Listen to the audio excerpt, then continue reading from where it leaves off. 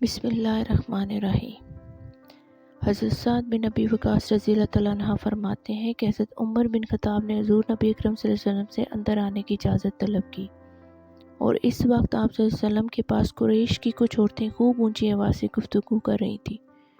جب حضرت عمر بن خطاب رضی اللہ تعالیٰ عنہ نے اجازت طلب کی تو وہ اٹھ کھڑی ہوئیں اور پردے میں چلی گئیں۔ اس پر حضور نبی اکرم صلی اللہ علیہ وسلم مسکرانے لگے۔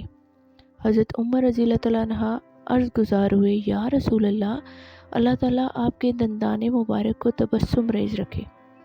حضور نبی کریم صلی اللہ علیہ وسلم نے فرمایا، میں ان عورتوں پر حیران ہوں جو میرے پاس تھی کہ جب انہوں نے تمہاری آواز سنی تو پردے میں چھپ گئی۔ حضرت عمر رضی اللہ تعالیٰ عنہ عرض گزار ہوئے، یا رسول اللہ، آپ زیادہ حقدار ہیں کہ یہ آپ سے ڈریں۔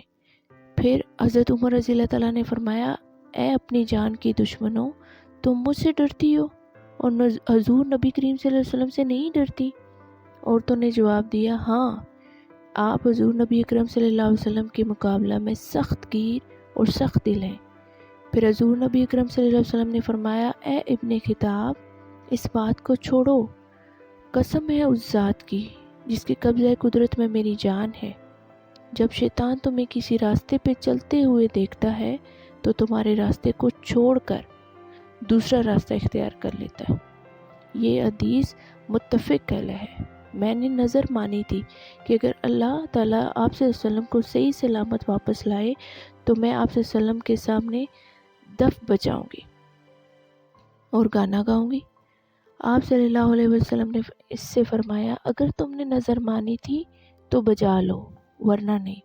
اس نے دف بجانا شروع کیا تو حضرت ابو بکر رضی اللہ تعالیٰ عنہ آگے، وہ بجاتی رہی۔ پھر حضرت علی رضی اللہ تعالیٰ عنہ اور حضرت عثمان رضی اللہ تعالیٰ عنہ کے آنے پر بھی وہ دف بجاتی رہی، لیکن اس کے بعد حضرت عمر رضی اللہ تعالیٰ عنہ داخل ہوئے تو وہ دف کو نیچے رکھ کر اس پر بیٹھ گئی۔ آپ صلی اللہ علیہ وسلم نے فرمایا، اے عمر، تم سے شیطان بھی ڈرتا ہے، کیونکہ میں موجود تھا اور یہ دف بجا رہی تھی۔ پھر ابو بکر، علی اور عثمان یکے بعد دیگرے آئے، تب بھی یہ بجاتی رہی، لیکن جب تم آئے تو اس نے دف بجانا بند کر دیا۔ ایک حبشی عورت ناچ رہی ہے اور بچے کے گرد گھیرا ڈالے ہوئے ہے۔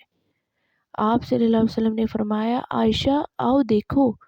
میں گئی اور تھوڑی دیر حضور نبی اکرم صلی اللہ علیہ وسلم کے مبارک کندھے پر رکھ کر آپ صلی اللہ علیہ وسلم کے مبارک کندھے پر رکھ کر آپ صلی اللہ علیہ وسلم کے کندھے اور سر کے درمیان سے دیکھنے لگی۔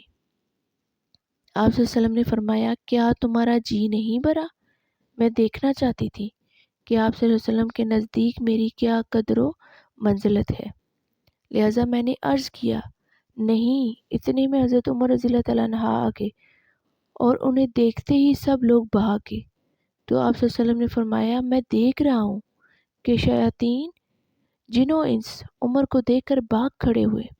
پھر میں لوٹ آئی